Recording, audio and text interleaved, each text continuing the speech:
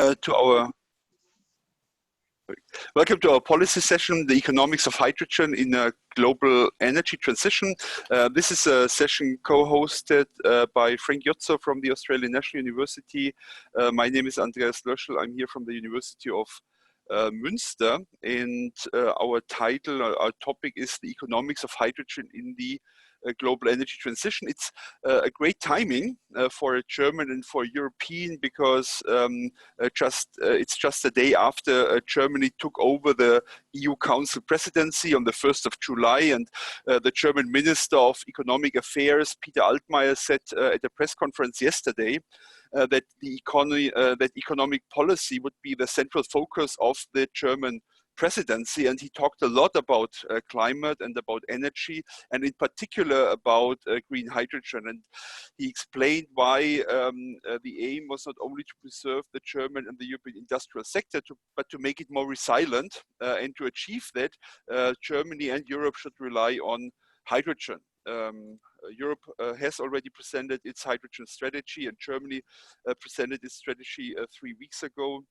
The timing is also great because today the International Energy Agency is going to present a new special report on clean energy innovation, and the executive director Fatih Birol in the report actually calls for a radical increase in the pace of development of climate-friendly energy technologies. And he said also that the German presidency is a wonderful coincidence, because it is now the time when the European Green Deal is going to mature and is going to be implemented. I quote him, he said, Germany years ago gave the world a wonderful gift by promoting solar energy. And Fatih Birol sees two other technologies as being critical. And they are standing where solar energy stood 10 years ago. And one is hydrogen and the other one is batteries.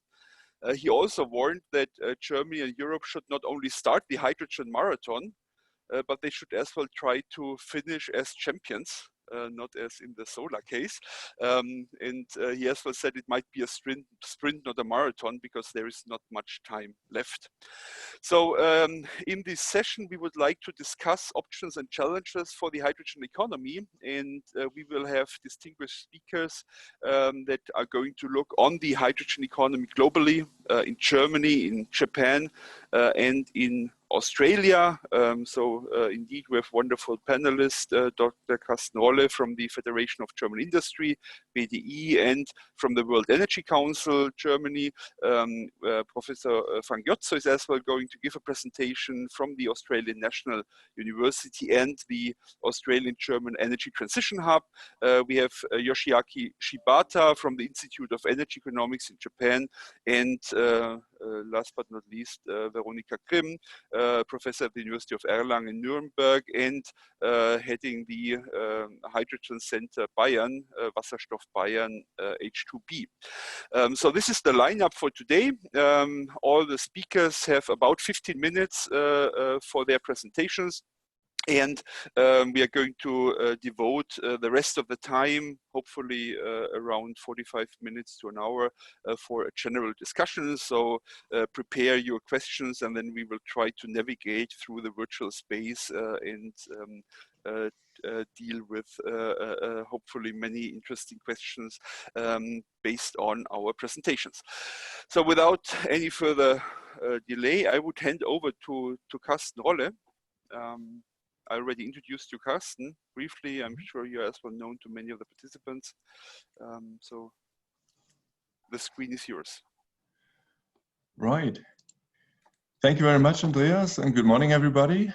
I hope you're able to see the charts that I brought with me. Great, thank you.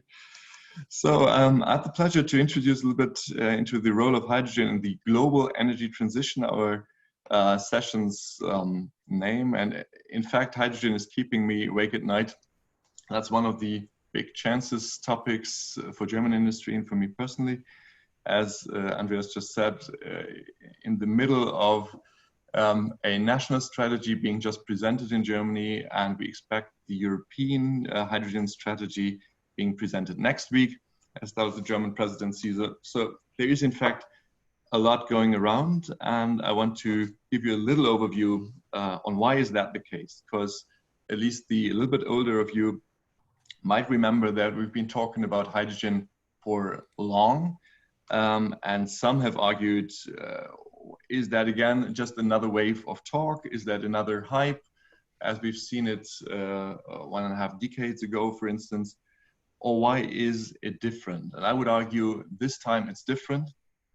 And this time I see clear signals that it's not just a hype, but really something that has to come and that will come to some extent. And why that?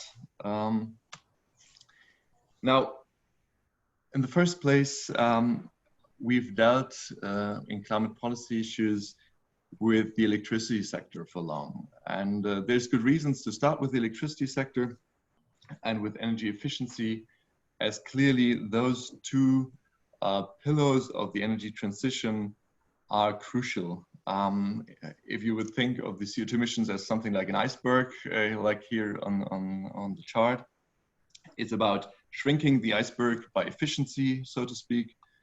And second, to address what is the easiest to address on top, that is the electricity sector with lower abatement costs that are easier to start with.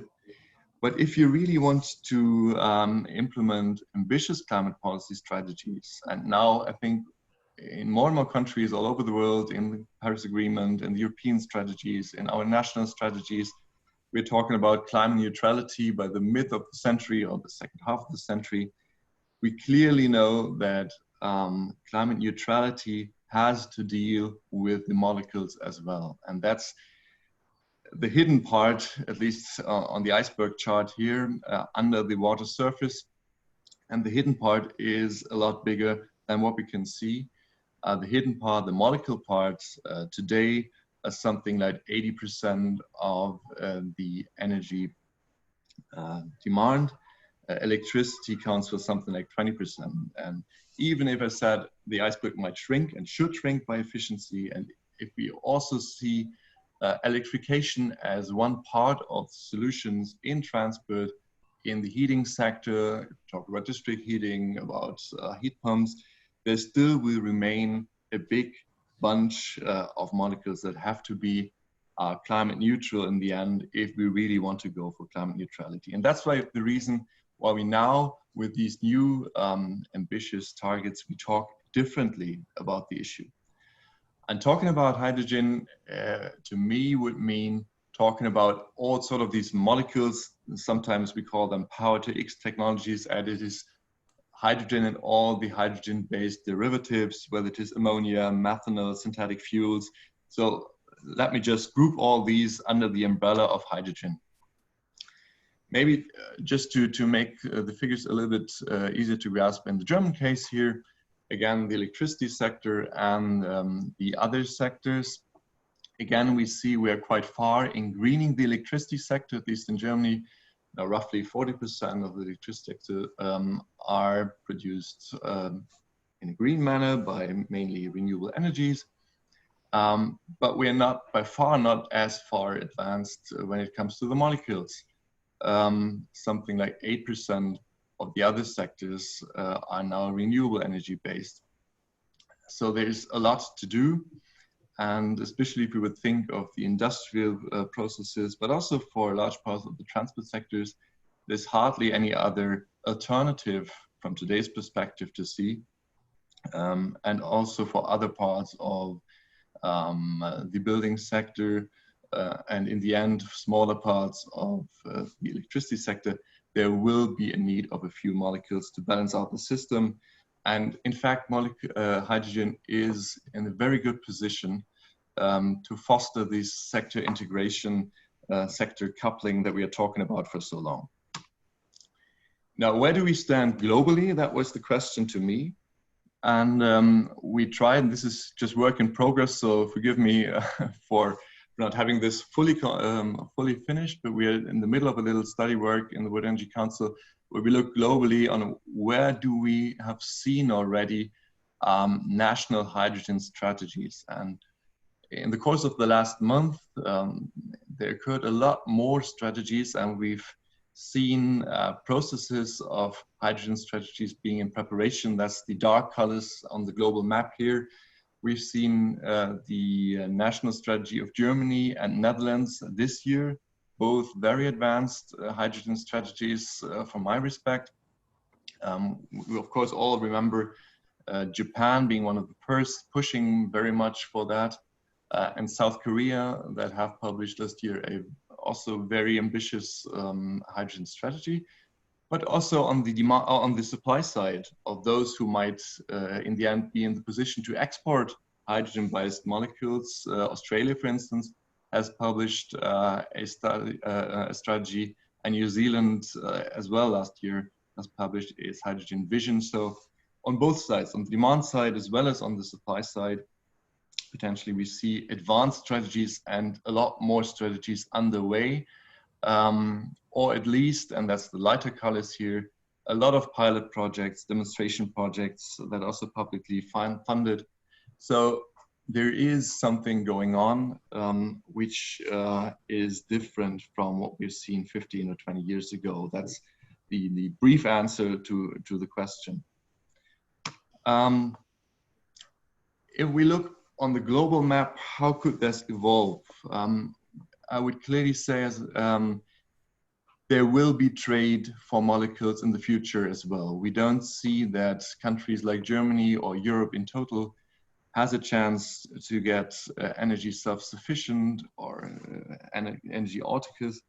So hydrogen is the carrier, the energy carrier that might help to bring us in an energy future that is still making use of energy trade, making use of the different conditions around the globe for renewable energies. It is really bringing the renewables in the end, hopefully, to those consumption spots in Europe, in Asia, from places where wind and solar are a lot more attractive. And by that, as this is driving the cost of hydrogen, mainly it's electricity cost, so green hydrogen will come from other countries where it is consumed. And the question in the end is then, what will be the carrier? Is it hydrogen itself? Is it ammonia? And what different infrastructures have to be built up globally?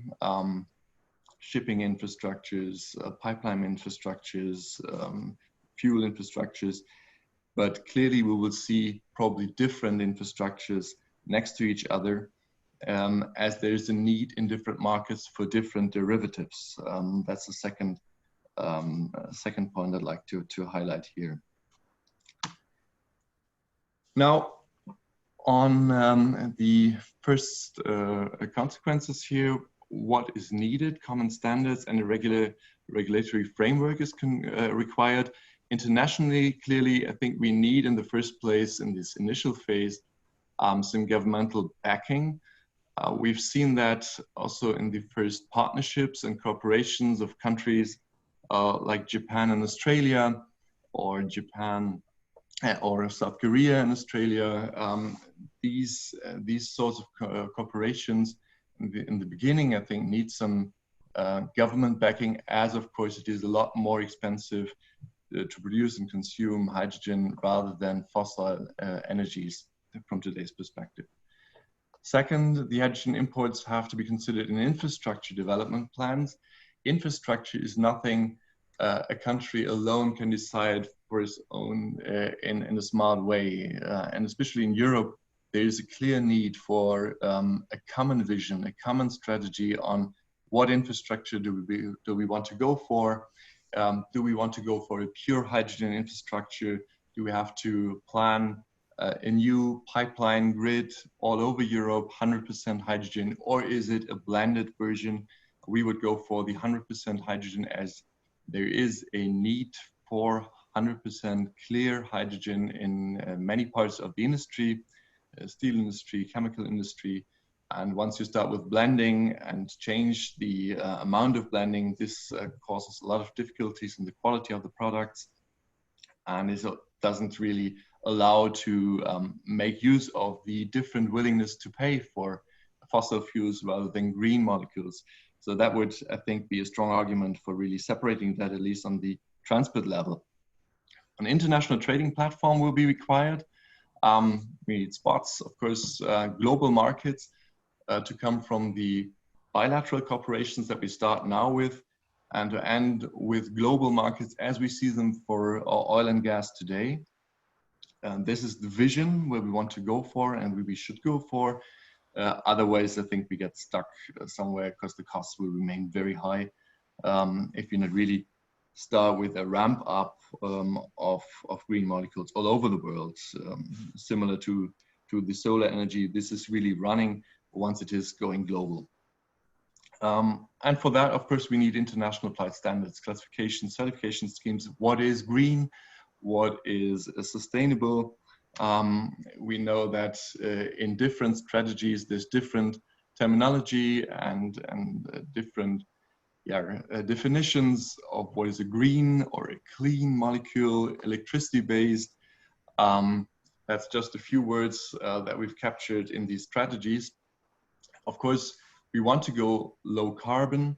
In the end, probably we'll have to start with a broader range of, as we call the green, blue, purple colors, different ways of production. But in the end, it will clearly be green molecules because this is really in line with the carbon neutrality goals that we are aiming at.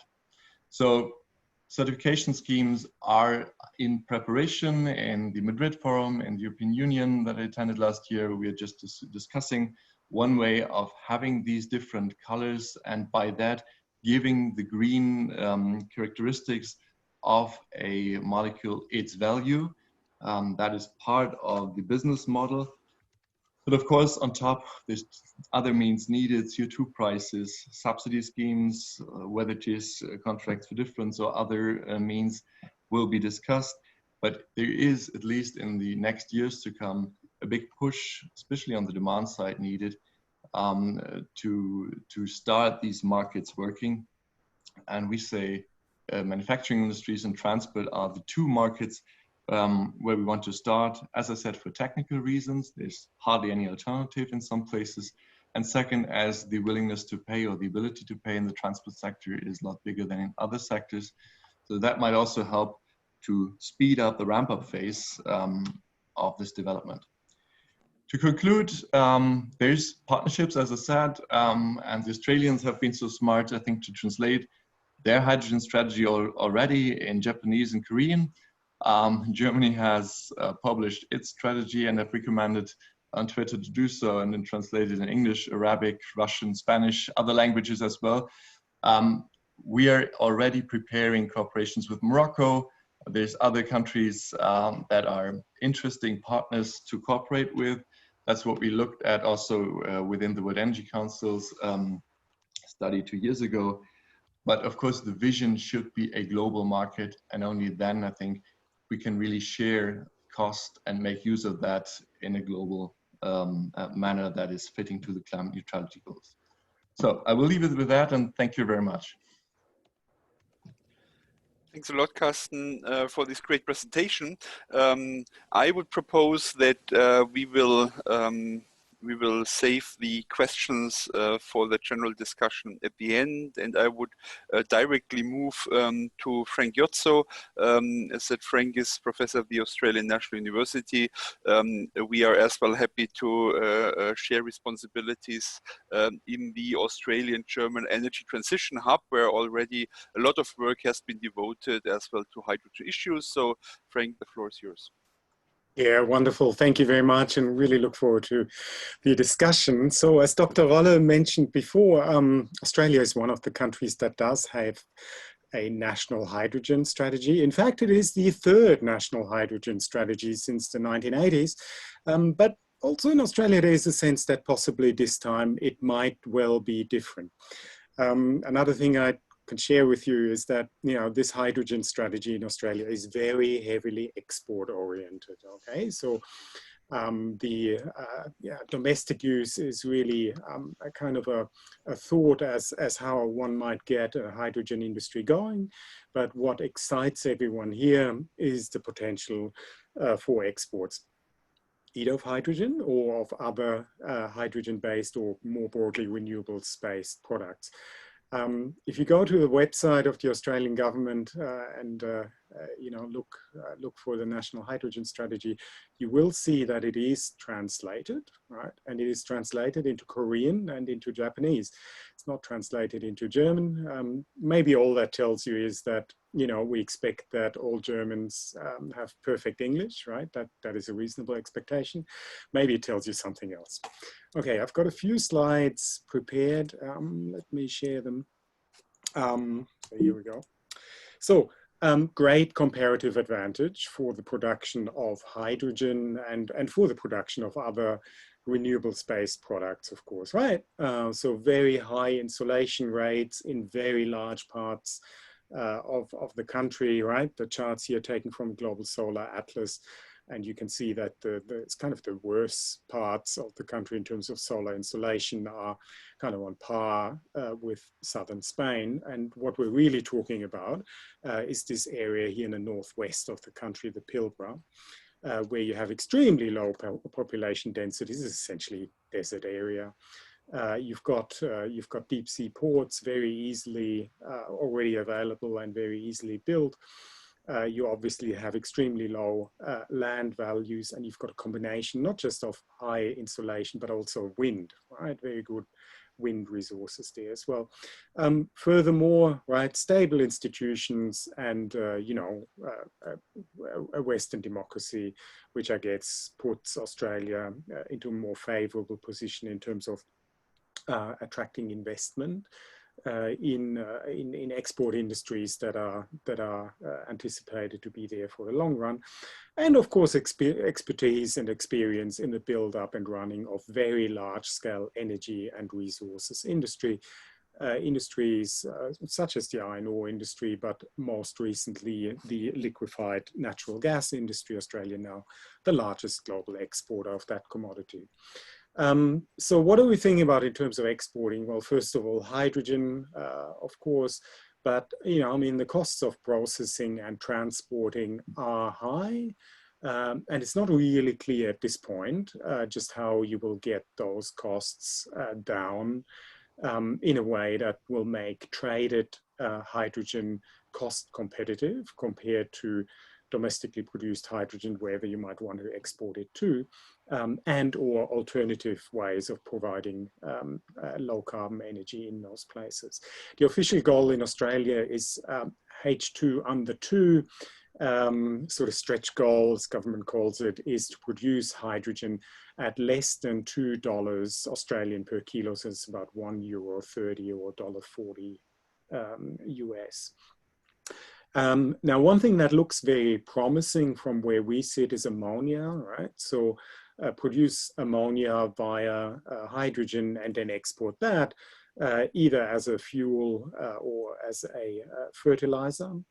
And then further up the value chain, of course, metals, green metals, and in particular, green steel. So there's a very big vision for you.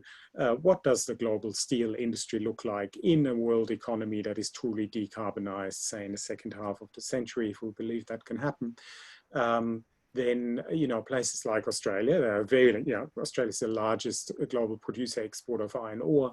And the iron ore is right next to where you have the very large, low-cost renewable energy opportunities. So it would make sense, economically speaking, to also build the global steel industry of the future in places like that. Energy sources for hydrogen production, well, green hydrogen, solar, wind, like I said, big opportunities here, especially in Western Australia, as well as in South Australia and in Queensland. But then also, you know, in a sense, competing coal and gas-based processes. So, and in fact, you know, the thinking among industry and government, I think it's fair to say, at this point is much more along the lines of producing hydrogen from coal, in particular lignite, with CCS, or potentially gas with CCS as a kind of an add-on to the existing LNG processing industry.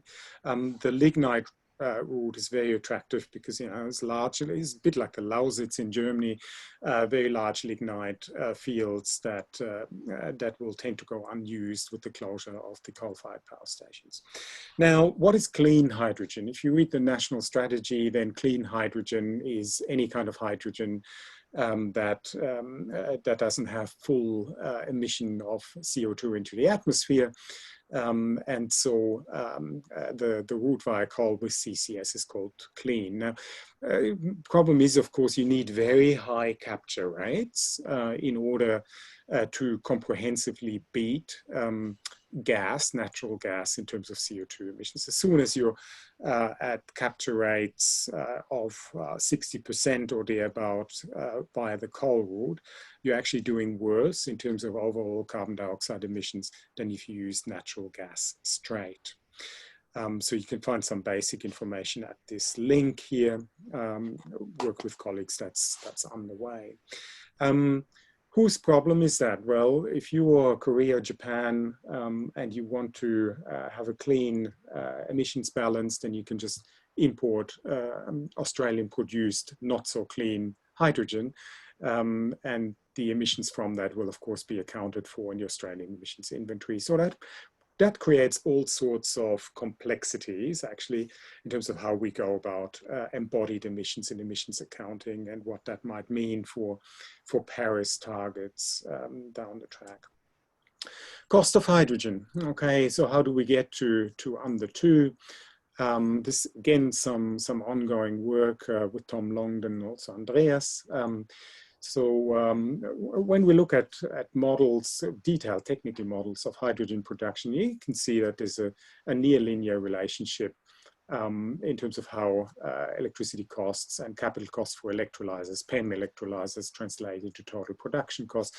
And where you want to be, if you want to compete with natural gas straight, is somewhere around here. Okay, so you want to be looking at something like, for example, $20 per megawatt hour at an electrolyzer capital costs of $400 per kilowatt. Okay, so $20 per kilowatt hour per megawatt hour might look low, right? But it might not look so low 5 years down the track in gigawatt scale installations in areas where land is practically free.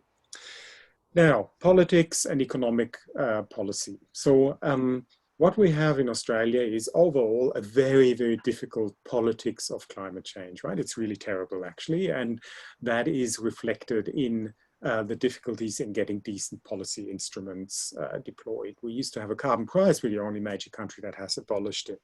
That's an expression of these major political fights that are going on around that great transition from fossil fuels to renewables.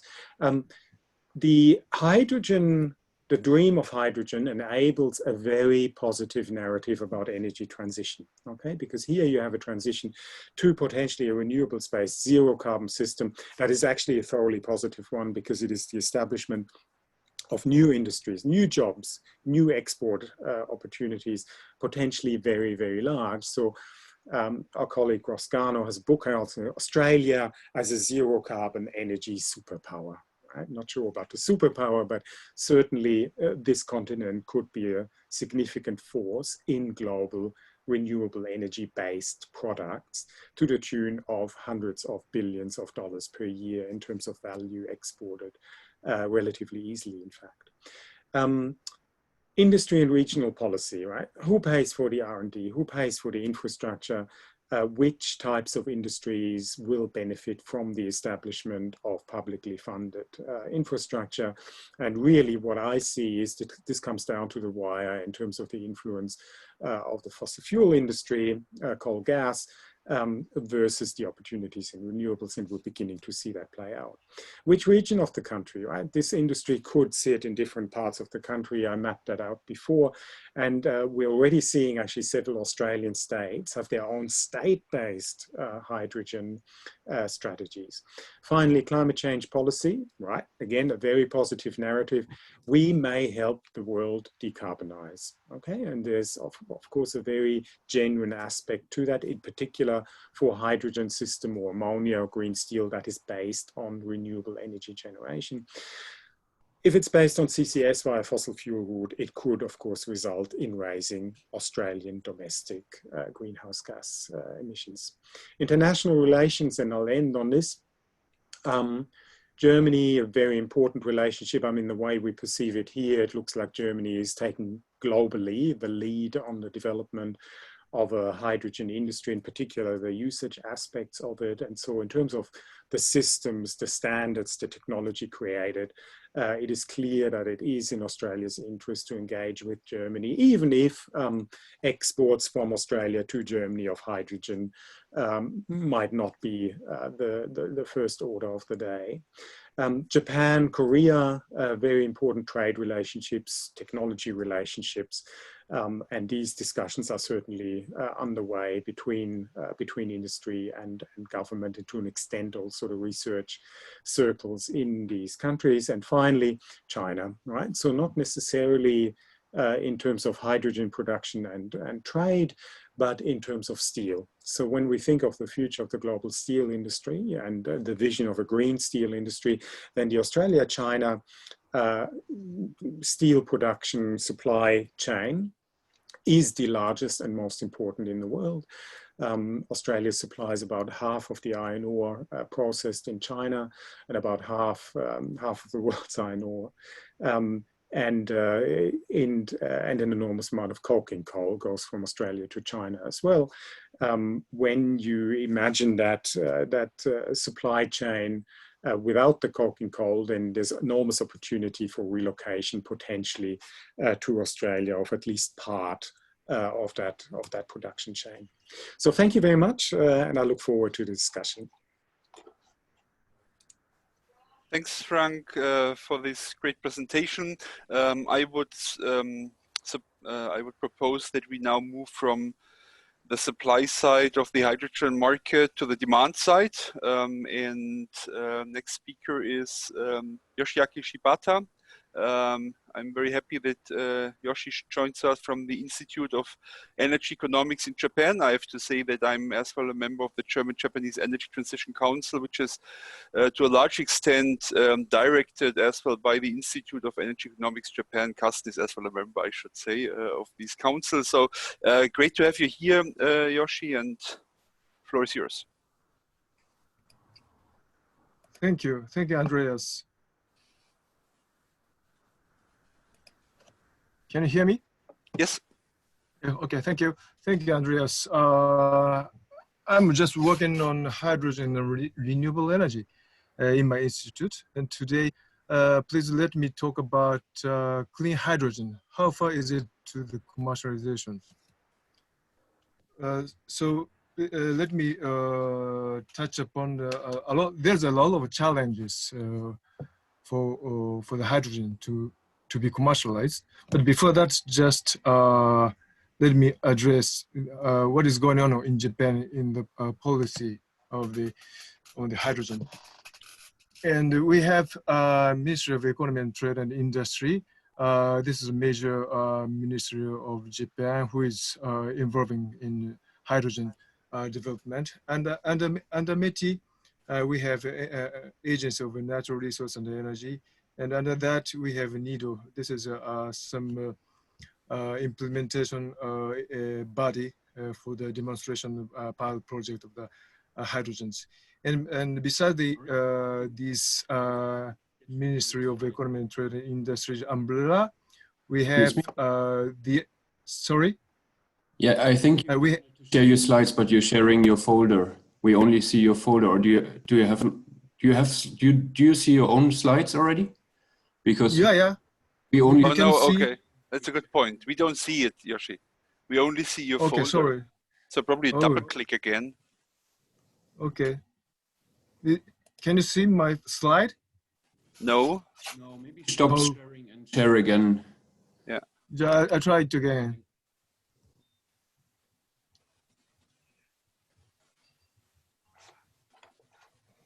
It is okay?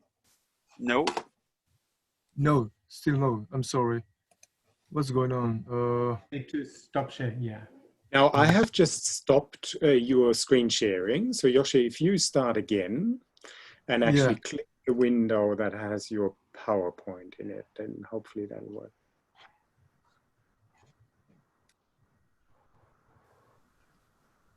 No. Wrong one again. Can you see? No, wrong one. Wrong one. No, I'm sorry for that.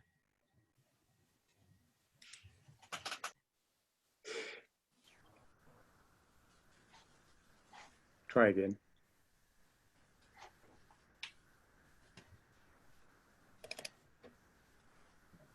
Okay. No. Yeah, that's the one. No, it's working. Oh, it's working. Okay. That's fine? Yes. Okay, thank you. Sorry. So let me talk about clean hydrogen. How far is it to the commercialization? Before that, I will be talking about the activities in Japan. So we have Ministry of Economy and Trade and Industry, and that we have Agency of Natural Resources and Energy. And NEDO is a new energy development organization. They are carrying out demonstration project and pilot project. Besides that, there's another activities which is called ammonia development, which is led by a cabinet office and Japan Science and Technology agencies. And these agencies has just set up the Green Ammonia Consortium in 2017. This is different activities. And on top of that, there is a Ministry of Land and Industry and Transport. They are majorly working on how to how to make standardization for the liquefied hydrogen shipping, with working with International Maritime Organization. And domestically, you have Ministry of Environment. Ministry of Environment is majorly focusing on the local renewable energies, which will be used to produce hydrogen, which is called power to gas. And and as for the local government, especially Tokyo or Osaka or every major prefectures, they just set up the roadmap in line with the Tokyo Olympic and Paralympic, but it's just postponed due to the COVID-19. And there's a lot of governmental bodies in Japan who was working on hydrogen, but in December 2017, hydrogen basic strategy was set up. Then after that, ministerial meeting was held in last year and 2018.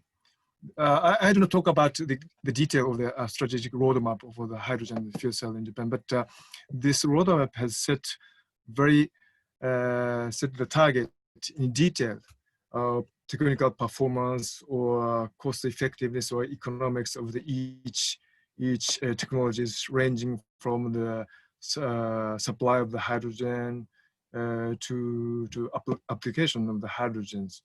Of course, this is includes electrolyzer and fuel cell and hydrogen refueling stations, etc. And there's a lot of large-scale clean hydrogen supply chain, which is in plan. Large-scale transport hydrogen. This is either from hydrocarbon tied with carbon capture and storage or direct renewables. The most famous one is supply chain from Australia to Japan and Brunei to Japan. And maybe in the near future, there might be some realization in the supply chain in the ammonia from Middle East to Japan. And power to gas, of course, is led by Europe. And I found some activities, hydrogen supply chain establishment from Norway to continental Europe. But there's a lot of challenges for the large-scale hydrogen import, I guess. Of course, you have to transport hydrogen, and there are majorly 3 or 4 energy carriers, which is called liquefied hydrogen or organic hydride or ammonia. the economics of an energy carrier, if you assume transport hydrogen from Australia to Japan or Middle East to Japan, this is a cost analysis, but please note that assumptions greatly affect the relative economics of energy carriers. So nobody knows who is the cheapest or which is the cheapest options.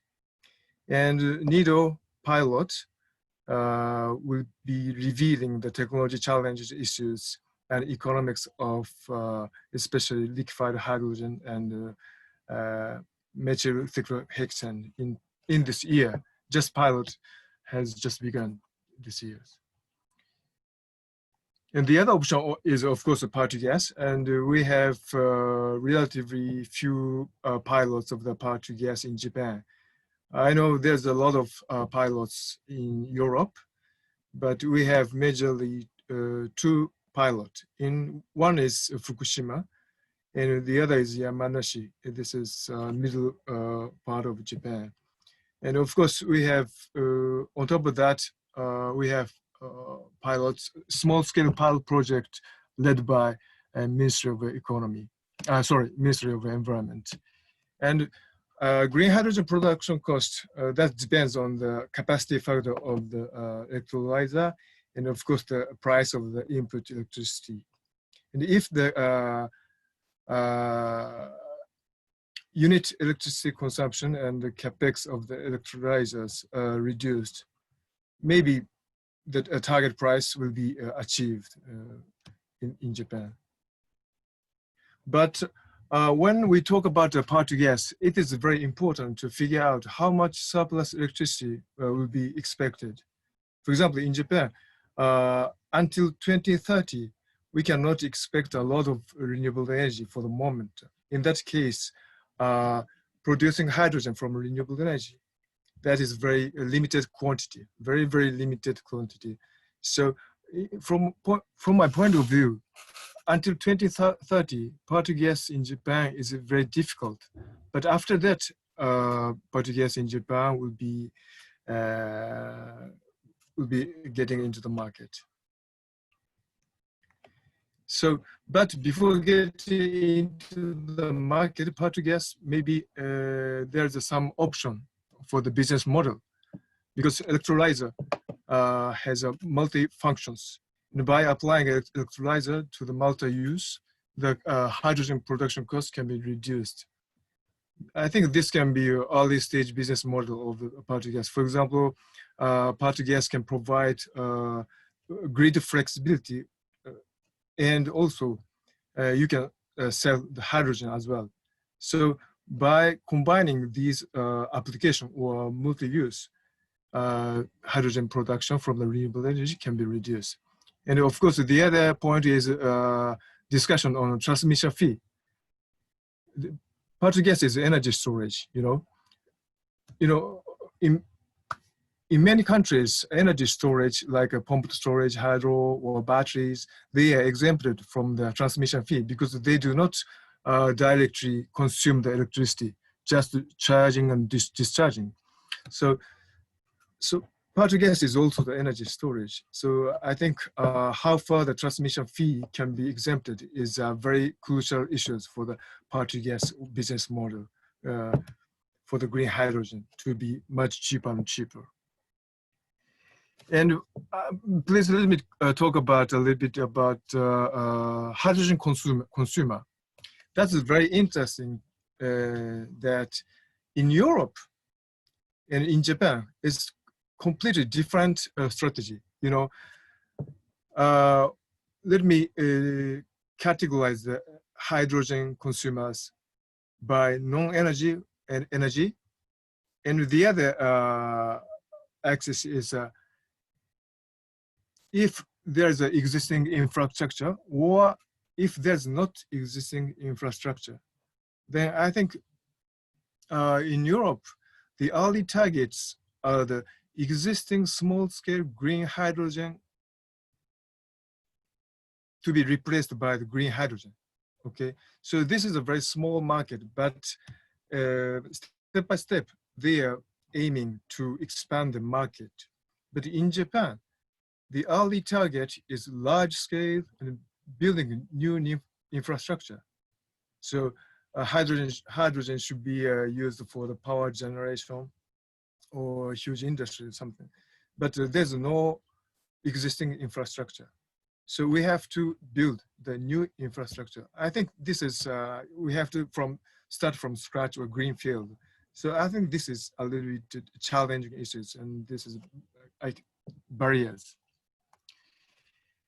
And IEA said that blending hydrogen into the gas network is one of the options for the early market creation. But hydrogen blending is a hydrogen supply's point of view, understate the challenge in the gas grid. You know, just hydrogen blending capacity values depending on the countries, and the measurement method, assuring safety and calorific adjustment of end-use equipment, handling of industrial sectors applications that requires carbon, such as metallic treatment and ultra heat furnace. We have many challenging issues. We have to overcome these challenges, and so hydrogen blending into the gas pipeline might be one of the options, but I think there's a lot of barriers which should be overcome. So some companies in Japan and many companies maybe in Europe focusing on methanation, synthetic methane, because if you produce a synthetic methane, there's few barriers in blending the hydrogen into the gas pipelines. And just some existing study shows that the potential of the synthetic methane in Japan is ranging from tens of billions normal cubic meter to or 30 billion cubic meters. This is huge if you compare with the current city gas demand. And if you if you produce synthetic methane, you can use the existing pipeline, then the supplying cost can be reduced than the hydrogen. Hydrogen needs the new infrastructure buildings. So let me summarize. Japan is aiming to import a large scale of hydrogen, but there is still uncertain elements. And we have to select the options of the energy carriers, which is cheapest or which is cost effective, or which is less carbon intensity or something. And CCS is one of the options when you produce hydrogen from fossil fuel, but there's challenge issues of CCS, majorly ISO things or standardization. And the power to gas, of course, there's a lot of disadvantage because you have to go through the inefficiency.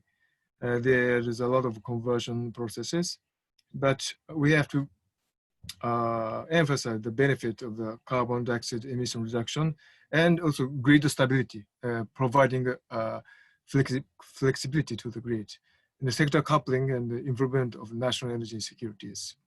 Okay, but at the same time, if you would like to introduce power to gas, a drastic reduction of the renewable energy is crucial. And also how to create the hydrogen demand is also a challenging issue. Okay, thank you very much. Well, thanks a lot, Yoshi, for this great presentation. You already indicated that the hydrogen strategy is very different from the European one, and as well probably from the German one. We will learn more about that now in the presentation of Veronika Grimm. Veronika is Professor of Economics at the University of Erlangen-Nuremberg, and she's a member of the Hydrogen Council. I should as well say that. We have now a Hydrogen Council in Germany, and she's as well leading the Hydrogen Center in Bavaria. So the floor is yours, Veronika. Okay, so do you see my screen? Yes, we do. Yes. Perfect. So, okay. Hello to everyone. Thank you for having me. I'm in a very comfortable position because all the previous presenters already gave a picture of a future hydrogen economy that may be worldwide. I have also a few slides in this respect, but I will go over them quite quickly. We can maybe touch some of this in the discussion later on. So in Germany, hydrogen gained momentum recently, but we had activities starting already in 2006, but that was financed with 700 million euro for a 10-year period. So what happens now is much more much more comprehensive, and also in terms of resources that the government plans to spend in that respect exceeds that by far. So in 2019-20 hydrogen strategies of the German countries and the federal government were prepared.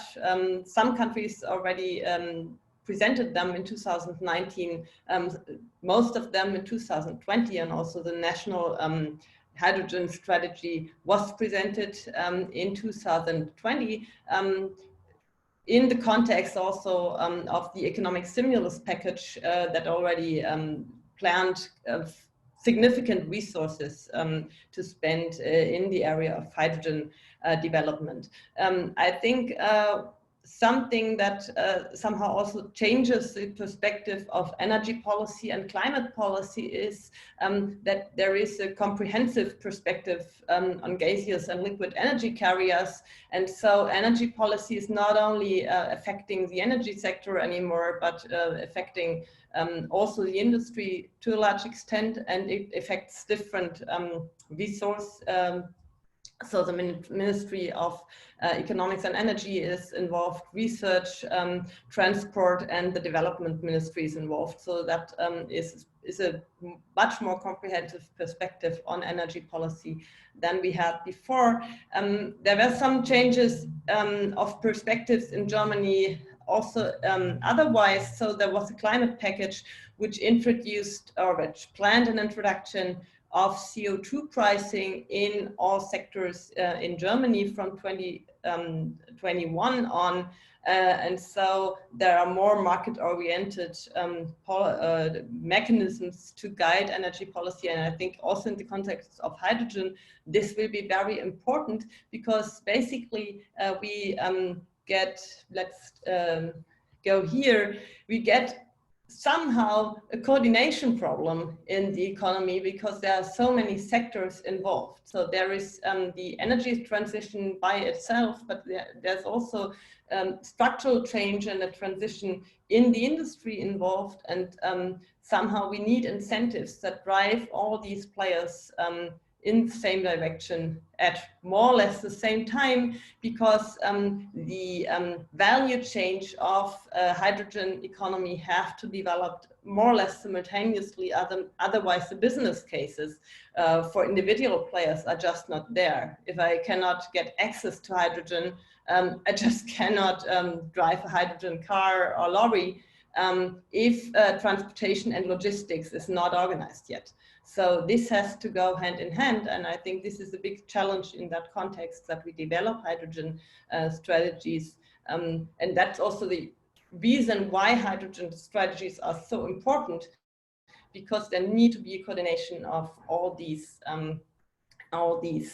fields of the value chain that have to be developed at the same time. So basically, this picture tell us a little bit what will happen. We will have renewable electricity and we will have sector coupling, and either sector coupling takes place directly via electricity, or it needs to take place via liquid or gaseous energy carriers, sometimes because it's an advantage that these energy carriers do not have to be produced at the same location where they are consumed, and do not have to be produced at the same time, at the time of consumption. So there's a storage possibility.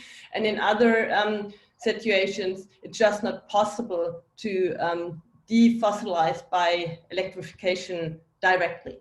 So for example, in the steel industry. So we will have these two channels which will be important, and there are a lot of technological fields of action, and in Germany the hydrogen strategy has this comprehensive view that production, logistics, usage of hydrogen, and also the industrial production of key components of a future hydrogen economy should be focused on at the same time, and they should be developed at the same time. And I think here it is visible that there's a lot involved. As Yoshi just mentioned, there's a lot of infrastructure not existing yet, and this of course has to be addressed, in particular in the field of logistics, but also, for example, in mobility. We do not yet have the infrastructure fully laid out, so this is certainly a field of action. So a lot of things have been said by the presenters before. And I would like to focus, and I would like to not to repeat too much of that, but to focus on that issue that we have the need to import primary and import energy to a large extent. At the moment, Germany is clearly an energy importer, and Germany will probably be an energy importer in the future. And so it is very interesting to look a little bit deeper into these perspectives, to produce hydrogen at sites, at attractive sites worldwide, and to transport it to sites where there's a lot of demand for hydrogen consumption. So that is a scenario that some of the previous presenters already mentioned before, and I would just take my time to go a little bit more into that and to present you some perspectives from our research that look at this.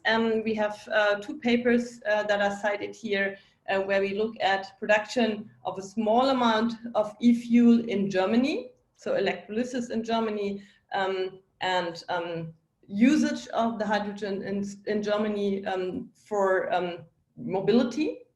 And we use mobility just to give you a little bit more transparent impression what that would mean in terms of prices. So you could also express cost in another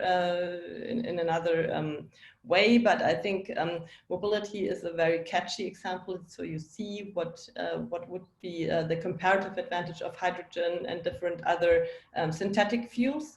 And our second scenario is the import of e-fuels from overseas, and there we have looked at quite some countries that are not that close to Germany, as for example Argentina, Namibia, Canada, and some others. So let's briefly tell you what we did. So we have a modeling approach that looks at the long-run electricity prices. We calibrate scenarios for 2035 and use a lot of data, also projections on cost data of electrolysis plants with respect to transport and so on. And then we model the production chain of different synthetic fuels. So the production of the synthetic fuels at the site where it is produced, the transport to the site of consumption, possibly the conversion the synthetic fuel if that needs to be done. We assume also that for some synthetic fuels, existing infrastructure can partly be used, and for other synthetic fuels, you have to build the infrastructure. And so maybe it gives an impression of what has to be addressed and what may be important cost components and comparative costs of the different syn fuels. And what we look at here is just projections for 2035 for methanol, diesel, and hydrogen bound to a hydrogen carrier, which can be decoupled again at the site of consumption. This would be an example where you have production of the synthetic fuels in Germany, and you use it in order to drive 100 kilometers in a middle-class car. And what you can see from this chart is that a battery electric vehicle, which is here shown as a comparison, would be, of course, very cheaper, much cheaper if you charge it with electricity. If you would drive a car with methanol, for example, then you would need this part, of course, is the electricity that you need for the electrolysis, and then you have some other processes here: synthesis, CO2 demand, and transport of the methanol to the filling station. Yeah. The black bars here, that's current taxes and levies. And that shows you that taxes and levies will play a big role, and also CO2 pricing will play a big role. Currently, it's not very attractive to use electricity because taxes and levies are just that high. Whereas if you use synthetic fuels or fuels in general, taxes and levies will be much lower. So in comparison, so this will play a big role in making hydrogen world work. You also see that for methanol, Fischer-Tropsch diesel, and LOHC, the cost of electricity for the electrolysis that you need is very different, just because you need much more hydrogen for Fischer-Tropsch diesel than if in order to drive 100 kilometers, than if you use hydrogen directly in a fuel cell, which you could do if you use energy carrier and then are in the position to fill pure hydrogen into the car. So there's quite some interesting things to compare. What we also did is to look at different energy pricing scenarios in Germany, but I will not focus on this. Let's just look at this international hydrogen trade as a last small point. So what would happen if we would produce the hydrogen at very attractive sites overseas and would import the hydrogen by ship to Germany? There are several sites what one could think of. We have looked at Patagonia, Namibia, Chile, Egypt, Labrador, Canada, and Iceland. And there you see that there you can look at different aspects of that problem. For example, you can look at what would be the renewable energy that would be used for hydrogen production. And there you see that sometimes you use one kind of energy source only. For example, in Canada, you would use hydro power in order to produce the hydrogen, whereas in Egypt, you would combine wind and solar. You see here the proportion of the transport of cost, which is here the light part here, in comparison to the production cost. And since this here is LOHC, so we need at the filling station, again, a transformation of the hydrogen bound to the carrier into pure hydrogen. We have quite some cost to build this infrastructure at the filling station. And like this, you can compare different ways to use renewable synfuels, and some of the previous presenters has already said there are a lot of opportunities. It's not yet clear which opportunity is the cheaper one. I think that's actually the point. You have a lot of opportunities to use pure hydrogen, to use other synthetic fuels. So this will still have to sort out. And in my impression, it is very important to have these strategies, the hydrogen strategies, in order to have some commitment to implement all the different parts of the value chain more or less at the same time, preferably by market-oriented instruments, because that will very likely work out much better, because it also affects the expectations of all the market participants that this will grow and allow attractive business cases. Okay, so that was my brief input, and now I'm looking forward to the discussion. Excellent. So thanks a lot, Veronica. I should as well mention that Veronica is a member of the Council of Economic Advisors in Germany, and we as well are both members of the expert commission to monitor the German energy transition. So that's of course as well a forum where we talk a lot about the hydrogen strategy of the future. We have now actually, well, great. 45 minutes for discussion as we have initially planned. Let's see how well I'm going to organize that, how well Frank is directing us through the Q&A session. I would like to ask you to raise your hand if you have questions. I would also be happy if you could introduce yourself very quickly, and as well tell us to whom you are addressing your question. So I already see the first hand, which is Ekaterina Böning. Thank you very much, Mr. Löscher. Yeah, so my name is Ekaterina Böning. I work for the Federation of German Industries in the Department of Mr. Rolle, Energy and Climate Policy. So my question plus comment goes to Frank Jotzo. Thank you very much for your interesting presentation on the Australian strategy and how you see the role of Australia in this emerging global hydrogen market. You mentioned in the very beginning of your presentation that because Australia is a Western democracy with established political structures, it is a favorable partner for importing hydrogen to other countries.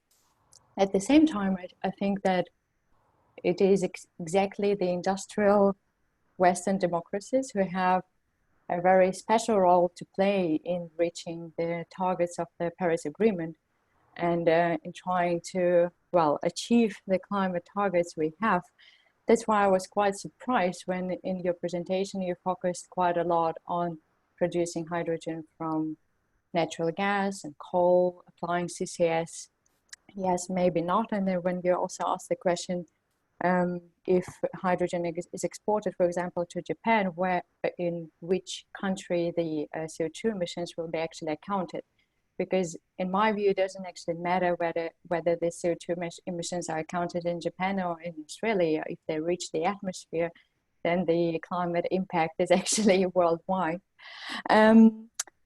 Yeah, so the first question is on the time scale, when you think it would be feasible, or like when you think Australia will start focusing more on leveraging the potential of the solar energy you have, which you also demonstrated it in your presentation. And the other question, which is also a little bit like a common talking about the international level playing field. You probably know that the European Commission is discussing the carbon border adjustment mechanisms. And when you talk about the perspective for Australia becoming the future green steel manufacturer and exporting green steel to the market, then I would also expect you to focus much more on producing hydrogen from renewable energy, because in Germany, for example, we are currently phasing out coal, we are phasing out nuclear, and all this is, of course, bringing our industry in difficulties. So it would be, I guess, an unfair play if, for example, our steel industry will have to reduce its capacity for importing reduced iron from Australia, which is then produced with coal electricity, if you know what I mean. So yeah, I'm looking forward to your answer, and I hope it is okay that I'm posing a slightly critical question here. Thank you very much indeed. Andreas, is it okay if I jump in straight away? Please. Yeah, fantastic. Okay. So thanks very much for all of this. So this allows me to provide some more nuance and detail, actually. So first of all, the on the institutional side of things, right? So it is probably a realistic proposition that capital costs will be lower in Australia than in many other, competing countries that have likewise very good preconditions for large-scale hydrogen production. Okay, because of the institutional framework and the economic framework and all of that. In terms of the focus on CCS or fossil fuel-based routes to hydrogen. So I should clarify that in the research that we lead at the Australian National University, we have a very strong focus on renewables-based production of future fuels, as well as energy-intensive products. And we ask very critical questions of the idea of investing heavily in CCS-based and fossil fuel-based processes, right? In fact, we regularly raise with government bodies and government itself the risk of government in Australia supporting investments that will turn out to be stranded investments, because they will just not turn out to be compatible with decarbonisation pathways, even if relatively high CCS capture rates can be achieved. What I'm reflecting by talking a fair bit about fossil fuels and CCS is where the Australian National Hydrogen Strategy is actually at. So there's a clear sense that is being projected that coal plus CCS will be a much cheaper route to hydrogen. In part, I think that is based on relatively high estimates for electrolyzer capital costs. So what we hear just in recent months about capital costs, including from Norway, is actually a lot more optimistic than what is assumed in the Australian National Hydrogen Strategy. And also, we think on the basis of our research that there's every reason to be very optimistic about extremely low renewable energy supply costs. Okay, and so we certainly think that the future is in renewables-based hydrogen and ammonia and steel and so on and so forth, rather than coal plus CCS. But we also see the risk that governments, or I should say governments, because this is an issue at the subnational level of states as well, we see the risk that investments will be made in coal plus CCS in particular. I'm very sorry, Dr. Berning, I missed your question on timing. Timing on what was that aspect? Thank you for granting me the doctor title. Oh, I'm sorry. Yeah. I'll be happy to bestow it on you. No, it was a bit like, because for example, in Japanese strategy, I think there is something like long term, the focus will be on green hydrogen, for example, in 2050, right? So I was just wondering whether the Australian strategy also has a kind of a timescale that, as you just said, the coal plus CCS is currently assessed as being more cost competitive, but maybe you also have some cost relations. We'll say, well, from 2035 onwards, we expect electrolyzers to become at least as cost competitive if operated with solar power. So any kind of cost estimation for the coming decades? No, so the Australian strategy is not specific in that regard. The only concrete number that's out there at the moment prominently is the $2 per kilogram so-called stretch target. And in most of the communications from government, you know, it's pointed out that this is much easier to achieve via coal plus CCS. But, you know, I mean, we've got work going on, and you know, I think it will become clearer to what extent there are scenarios where green hydrogen will turn out to be, well, will be cheaper to produce than fossil fuel based hydrogen under different scenarios and trajectories of how renewable energy costs develop. I should add, if you're interested in the Australian policy processes, the larger process that's currently ongoing is a so-called technology roadmap process, where government will aim to provide a so-called priority list of 5 or 6 technologies in which government would invest to bring these technologies to commercial competitiveness. And there's every reason to expect that hydrogen production will be among the list of those priorities. So this is still an ongoing conversation. The final thing that I would add to that is that, you know, I mean, in Germany, there's a very clear statement, including in the German hydrogen strategy, that green hydrogen is the future. I'm not sure that that view is shared in the same way in Korea and Japan by the respective governments. And in terms of trade relations, Australia is much more focused on East Asia than Europe, so that plays into that as well. Very finally, if you allow me, on green steel, we couldn't really only imagine that as a renewables-based industry, just simply because of scale. Right?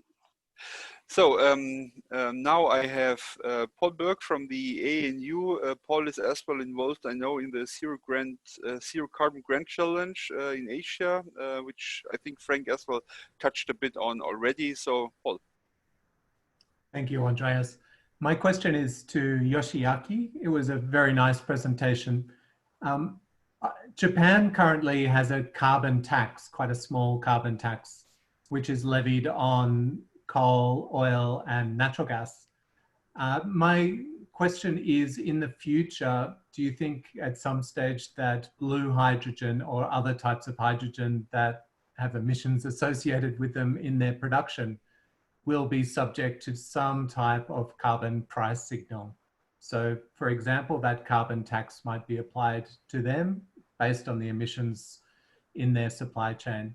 And as a follow-up question is, if yes, if that's possible one day, then what is the importance of certification for hydrogen? Is that when we really need to make sure we have good certification so we know what is green and what is blue and what is brown hydrogen?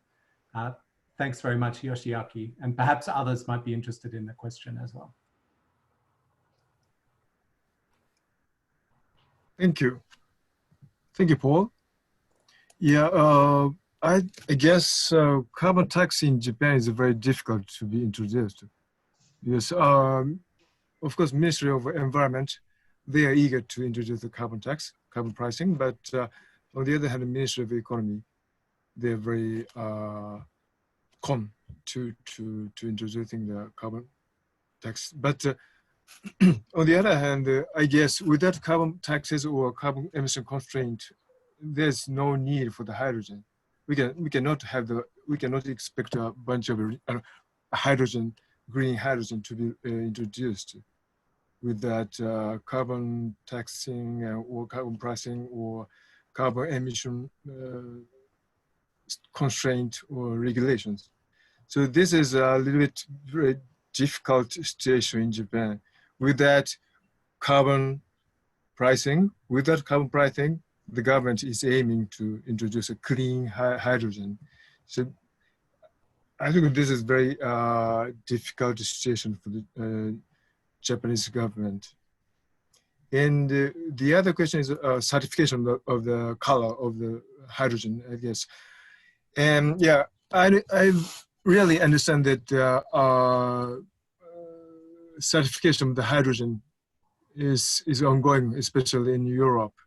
And green hydrogen should be this level of the carbon intensity, and blue hydrogen should be something. But the Japanese government does not like to set some certification of the hydrogen, because if a certain level is set, coal plus CCS hydrogen might be eliminated from the certification scheme or something. Because that is why the Japanese government does not like the certification scheme. This might conflict with the project ongoing between Australia and Japan, which is focusing on the coal plus CCS hydrogen. Okay, but in my point of view, the most important point is that the abatement cost by introducing the clean hydrogen, whatever the color of the hydrogen, you know, either blue or green, if you can achieve the certain amount of the abatement of the CO2, that's good. Whatever the color of the blue and green. Of course, the green hydrogen might be the ultimate ideal option. But for the moment, to make the market larger and larger, I think certification scheme might hamper the enlargement of the hydrogen market. So for the moment, certification scheme is the Japanese government doesn't like certification scheme of the hydrogen. Okay, so now next question comes from Kirsten Westphal. Kirsten is from the German Institute of International Security Affairs. I should as well add that Kirsten is also a member of the National Hydrogen Council. The German government has appointed a 25-member Hydrogen Council to accompany and advise in the hydrogen strategy. So it's great to have you here, Kirsten. You're the next person to ask. Yeah, thank you very much. Actually, it's great to listen to you. I very much enjoyed the informative presentations from all of you, and I don't know whom to address my two questions, but maybe you simply pick and choose. I have a very particular question with regard to now the consequences of COVID-19. You talked about the costs of hydrogen, and I think wonderful modeling is going on. And my question is, do we have an idea about the jobs this new, well, let's say industry value chains produce? Because I think that's a very important argument with regard to recovery programs. And my second question is more on, of course, coming from SWP, which is looking at foreign and security relations. You talked a lot on bilateral relations, Carsten, you and Professor Veronica Grimm also. What is your guess? What do we need with regard to regional institutions, with regard to standard certifications, with regard to the trading platform you mentioned, Carsten, and also for global institutions? I mean, do we have the landscape in place? This would be my question, but excellent. Thanks very much.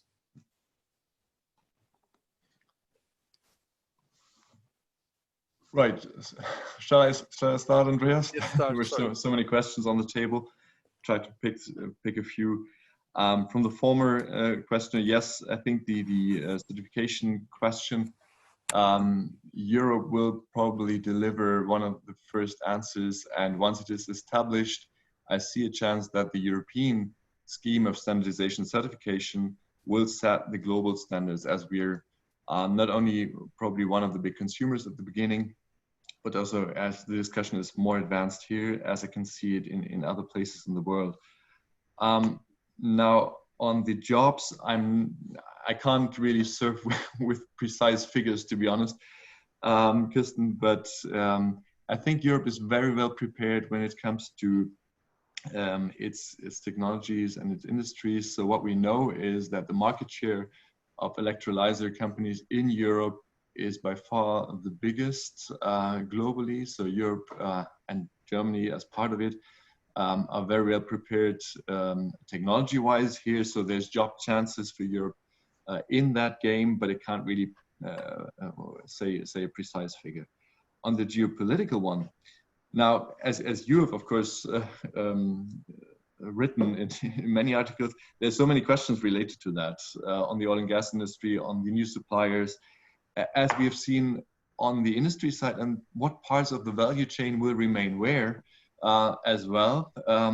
I know that Australia and Morocco are very keen to offer not only the hydrogen and the energy carrier, but also offer its sites for more industrialization.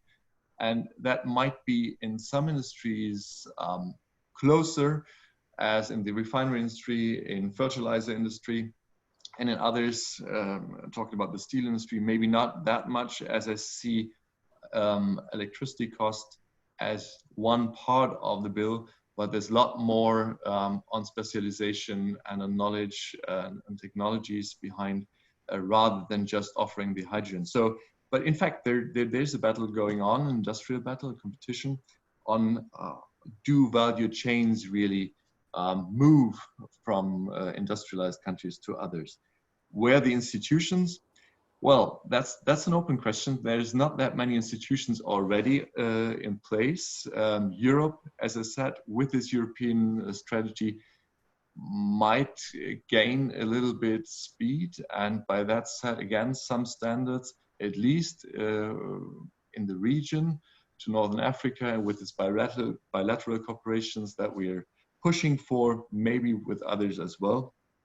But I'm not perfectly sure whether in Asia there could be a second spot with China, South Korea, Japan, and a lot larger amounts of energy, at least in the future, that have to be imported. They would have the power to set standards as well, but the cooperation is maybe for political reasons a little bit more difficult. Yeah, maybe I can also add a perspective.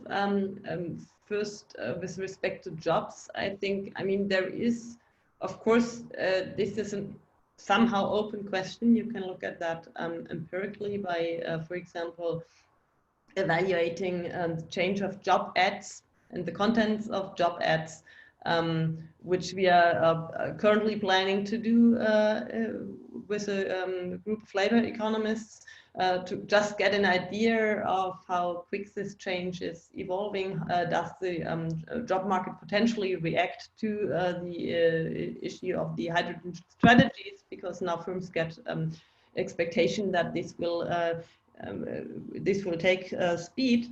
In the context of the development of hydrogen strategies, especially at the German Bundesländer, there were a lot of firms involved, and also big firms involved. And people that work in those firms in the context of hydrogen are many. So I would guess, for example, in Bavaria, there are some 500 to 1,000 jobs that really are dealing currently with hydrogen. Of course, there will be a scale up, and as you asked for COVID-19, I think that is different. So in some respects, there is a case for really developing technology and also competitiveness fast, because also the global market puts some pressure on European firms that might apply to, for example, fuel cells. In other respects, I think there is a little bit longer time scale. And it is not only the jobs directly related to hydrogen, but also, for example, in material science, in the chemistry industry, there are jobs evolving. So that is an open question, but I think there's a lot of potential. in the context of the current crisis, I think it is one question is how fast are these jobs evolving, but a different question is, and that also tackles a little bit the question of blue hydrogen. If I build up or stabilize or invest now massively in traditional technology, or for example in blue hydrogen, doesn't this hinder the chance of green hydrogen to evolve quicker, because it's just more difficult to reach competitiveness than in at a reasonable time scale. So this is something you have to think carefully about when, I mean, the structural change in the industries has already been there before the COVID crisis, and there are certainly some parts of the industry where now investment in green technologies could give a chance to overcome the COVID crisis, but in other industries there would be some more time needed. So it's not an immediate effect that you could have here. Okay, thanks a lot. So just adding from my own example, I guess in the research institutes, there will be as well some new jobs on these topics, at least when I look in the calls I had in the last weeks on the German initiative, 9 billion, and the European still to come. So as well for researchers, we'll see quite a push there. Let me take the chance to as well introduce a question from the chat. I hope I'm going to frame that correctly. Gayati Kunte posed a question mainly to Veronica, but probably somebody else wanted to jump in as well, which was, I think, more on the optimal strategy for hydrogen for exporting countries. No, given the fact, of course, that they have, of course, as well the domestic needs, no, to decarbonize, no, under the Paris Agreement, and that's, I think, not only a question for developing country, but I mean, Frank, for example, we as well talked about this in Australia. Now, of course, it's as well a general question for exporters. So how does these export fits into your own energy strategies in the future in these decarbonization pathways? And is that properly taken into account? No, my feeling is we do a lot of these type of country studies where we only carve out part of the development and the energy system aspects now of these hydrogen story in the different countries. Do we really have, you know, a holistic view that exactly addresses these issues from the perspective of the exporting countries? Should I answer? Yes. I think that is a very valid question, and it's very important to address this case by case. It is the case that many developing countries also see attractive business cases. And in many settings, the sites where you can cheaply produce hydrogen for export are not sites where many people live. So that's maybe not sites that are well connected to the demand centers of that country. For example, if you look at Patagonia, that's not an area where many people live, where you could have an energy partnership that just focuses on that that energy trade partnership without really affecting the decarbonization of the country itself. But of course, you have to be careful about that, and it has to be an equal partnership, of course. I think one advantage is that you can build these partnerships up step by step. It's not like a desert tech project where you need a massive investment and build up of transmission lines that has to be done almost at once. But you can enter into these partnerships step by step. I think between Japan and Brunei, something like this is already happening, right? To just try out whether this works on a smaller scale and then scaling up if there's an attractive case.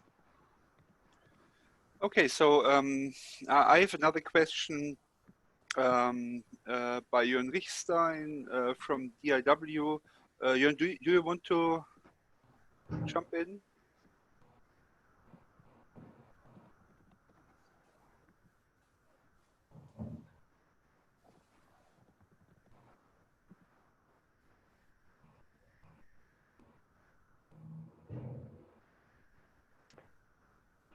Maybe he's not there, yeah? He. Okay, good. I'm going to ask you because that's Jörg being a role model. He's taking care of his little girl, he writes me, so that's very good. So let me ask the question, if I'm getting it right. Here, I think what you have just described is that there are all these issues with creating new infrastructure. And I guess the question is there, to what extent you really want to jump into one of these routes, no, or whether it makes sense as well probably to first take it a little bit calmer, no, and see how these things are developing and enter later, and probably not be the front runner in some of these developments. So what's your assessment on this?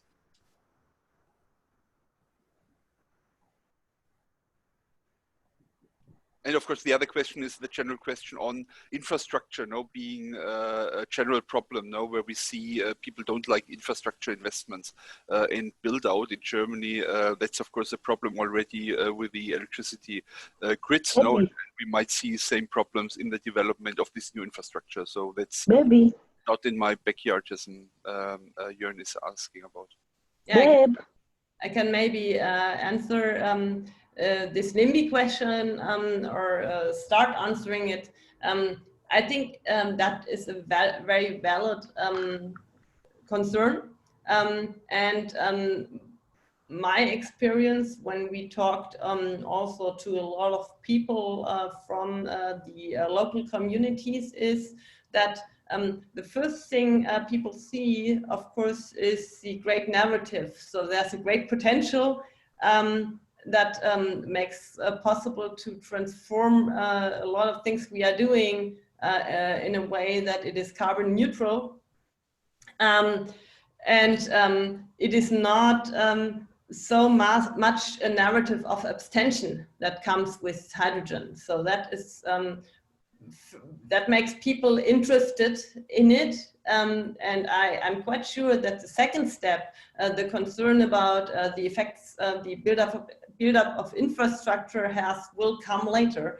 And I think it is very important that we address that in the course of planning the infrastructure.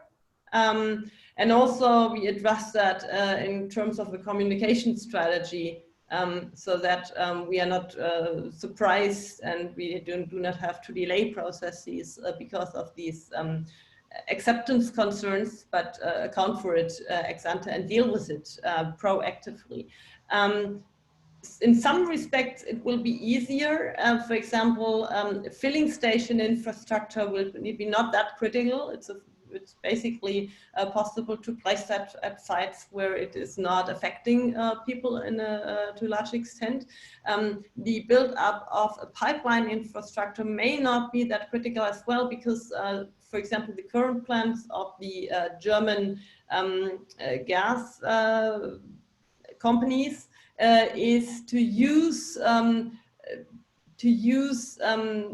excessive capacity of the gas network and build a hydrogen network from that, enabling the gas pipelines and connecting them, and the connections are, as far as I know, only about 100 kilometers of pipelines for all of Germany. So that's not a massive impact that has to be expected there. And I think also these strategies are a clever way to address these acceptance problems upfront, to look how can we modify existing infrastructure and use existing sites where, for example, filling stations are traditionally, in order to build this up, in order to not run into this NIMBY problems to a large extent. Maybe just a little addition. I would fully support what you said on the acceptance issues of infrastructure. To what extent infrastructure is an issue on the financial side will, I think, also highly depend on the regulatory framework. I mean, financial markets like regulatory markets, regulated markets in these days. So once it is decided that a pipeline infrastructure is under the umbrella of the regulated assets, then you have, of course, clear revenue streams. And by that, investments are fostered, I think, also by the political framework. On the carrier question, that is, of course, a difficult one. My view on that is we won't see just one energy carrier, ammonia or hydrogen or methanol. It will be a mixture of all of these or several of these, as there's different needs for it. I mean, there's of course already an ammonia market existing for the fertilizer industry, and there's other pharmaceuticals that are based on ammonia. We clearly can't run an airplane on ammonia. That will be the case for synthetic fuels, and same is true for all the gases. The question to what extent and how fast are the different markets evolving, again, is something that has to do with politics. And this is, I think, a case for further cooperation and really a closer dialogue. I know that Japan, that Asia is looking very much now on Europe's strategy as we are talking about starting and ramping up these markets. And they're all not really competitive. They need some additional help. But if that is something we can agree together, that would make a difference. If it's not only the European market, but the Japanese and the Chinese or Korean market together, a truck market, a bus market, or whatever it is, then of course the infrastructure issues are easier to decide, and the uncertainty that we see is reduced. I think that's why the strategy building is important on the national side. It builds trust for the investors.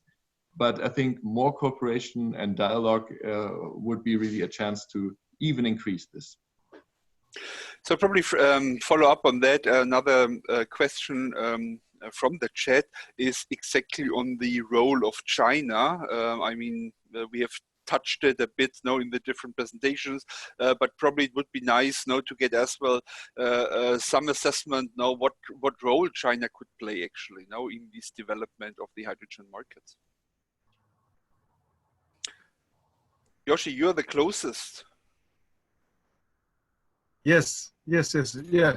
Let me answer just a little bit about this question. I think that China is, I hope, or I expect China will be playing a huge role to expand the hydrogen market, because they already has a very huge fuel cell bus in the market, in the running already, and they have some strategy to use the byproduct hydrogen, which is released to the atmosphere from the industries.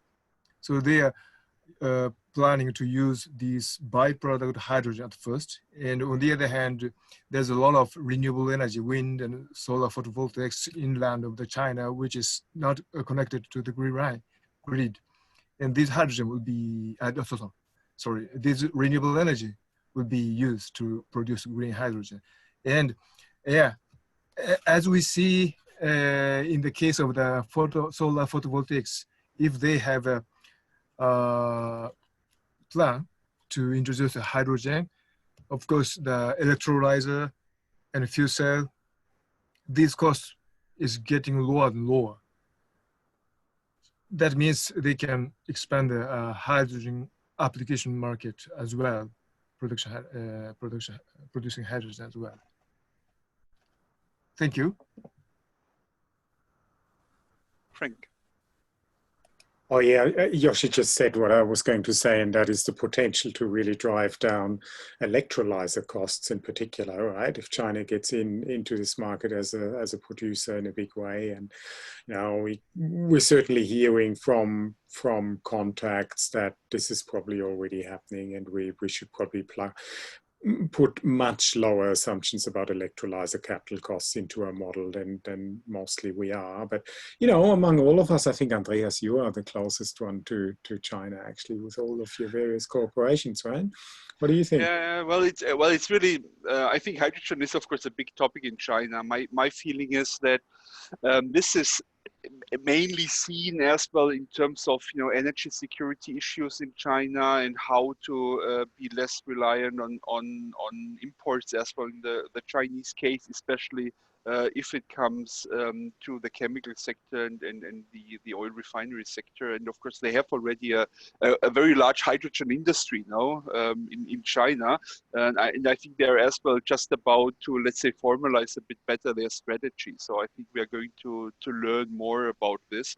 And I know that there are many companies as well in typically in the fossil fuel sector that are really looking to these type of strategies and trying to jump in especially if it comes to well, defossilization of industrial production. I think that will be a big topic, of course, for China if they want to stay a main exporter in the future. And I think that's let's say what we see here in terms of the European the new regulation in Europe as well, which more and more looks at the CO2 content of products and as well of companies in the EU taxonomy, which leads to a real scrutiny about the value chain of the products that are demanded here in Europe, or as well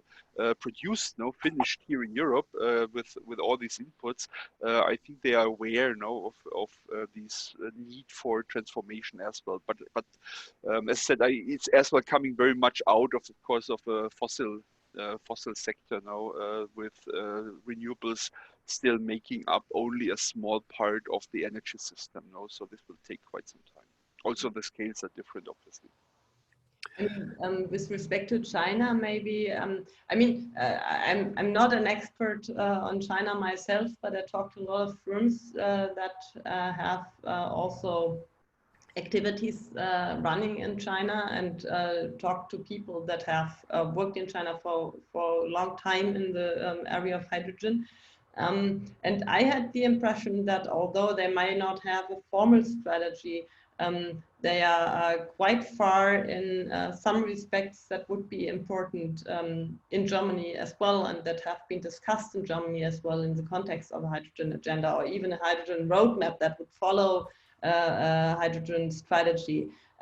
So it happened quite a few times that we thought about setting up some facilities, for example, a test and user center that gives firms in the mobility sector the chance to test their products in order to commercialize faster. And then they reported to us, this is all existing in China at a very large scale. And so I think one might even underestimate the speed they are going, although they might not focus so much on it in the energy sector, but for example, in mobility, they have installed quite some capacities in order to really commercialize products fast. Great. So I have another question from Paul Nitzo, who's asking about the risk of overestimation, the need for hydrogen. I know we as well, of course, have a lot of uncertainties, for example, also in the German long-term outlooks on the need for hydrogen that's ranging, let's say, from 100 terawatt hour to more than 1,000 terawatt hours. So obviously the perspectives are very different on what is needed. So what do you think about the risk of overestimation? Well, I've shown the iceberg at the very beginning, and I think compared to today's perspective, you can't really overestimate. We have to largely increase and jump into that road. As you said, it's quite unclear what is the exact number in the end. But what is clear is that we can't really electrify everything. There's feedstock in manufacturing industries that can't be compensated by electricity only. We need the molecules for the products, so to speak. and there are a lot more sectors, aviation, shipment, trucking, where you can't see, at least from today's perspective, an alternative. Yes, there's also competing sectors where molecules and green electrons are in the same market, and very often then the electrons are cheaper, and that is a decision I think I would rely on markets. That's nothing politically has to be decided. But what has to be maybe pushed is the start of a new technology, like so often with all the infrastructure and planning issues that governments have to accompany. Yeah, and I think Paul made just the point, and you might pick that up, that of course that's always the, I mean, we have to do both, no? I mean, on the one hand, push for the electrification where it can be electrified, no? And don't forget this part if we are now as well discussing the need for hydrogen. Yeah, but I mean, I think there could also be good strategies to let the market sort this out. We have a lot to do with the taxes and levies in the energy sector. There's a lot of distorting taxes and levies that we could just abolish. It's not easy, but would be enhancing efficiency and would make these decisions easier. We have the possibility to work with market-oriented elements, and that could sort out some of these problems, because then the markets would in the long run be able to decide, and also the expectations of the firms would drive things in the right direction and drive investments in the right direction. I mean, as maybe we do not get that far with market-oriented mechanisms that we sort out everything by this, but we should at least be very ambitious, because it allows us in this current situation to sort out a lot of coordination problems that we otherwise have. Yeah, a lot of decisions to subsidize arbitrarily certain technologies, where, as you correctly mentioned, we do not yet know which one is a more attractive one. And I think we have to strengthen market-oriented instruments at the same time, and think about what are we doing beyond that in order to sort out other problems, for example, build up the infrastructure to enable hydrogen to speed up. I think building up the infrastructure is necessary in any case, because, for example, in mobility and in the industry, we cannot decarbonize or defossilize everything by electrification. So we need some infrastructure, and the filling station infrastructure as well. So I think there we can just proceed with investments in infrastructure, which do not have to be done by the government exclusively. There are a lot of private investors that are in, and parts of the utilization of hydrogen will sort out at the markets. Good. There is another question, which is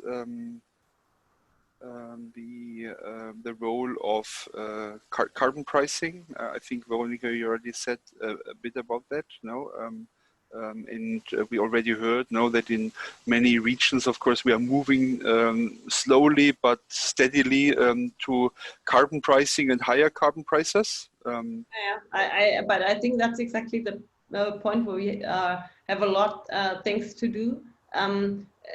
On the one hand, there is, of course, carbon pricing evolving now.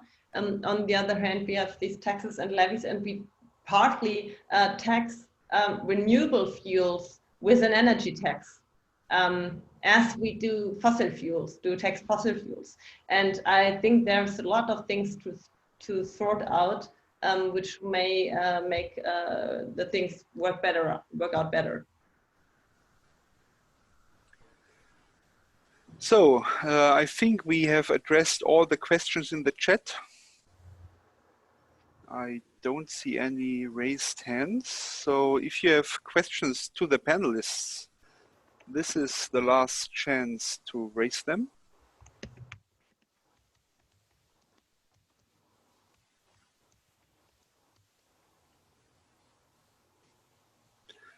So then I think Frank and I, as co-organizers, I think we are very pleased with the course of the session.